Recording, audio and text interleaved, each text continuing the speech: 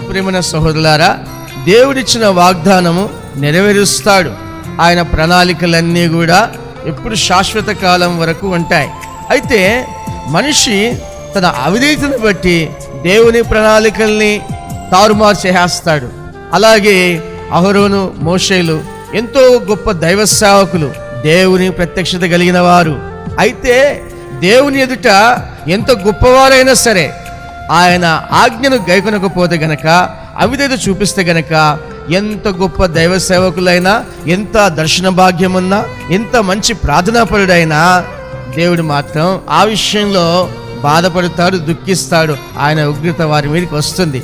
మోషే ఎంతో భక్తిపరుడు, ఎంతో ప్రార్థనాపరుడు, దేవుణ్ణి ముఖాముఖిగా చూసిన వ్యక్తి ఇతను ఒక్కడే. అయితే ఇంత పరిశుద్ధత కలిగిన వాడు, ఇంత భక్తి కలిగిన వాడు ఒక్క విషయంలో మాట్లాడన్నాడు. దేవుడు మాట్లాడకుండా ఆయన బండను కొట్టాడు.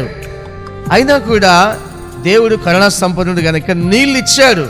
కానీ తప్పు చేసినందుకు మోషేకు శిక్ష ఏంటి? దేవుడిచ్చే వాగ్దాన దేశము లేకుండా పోయింది.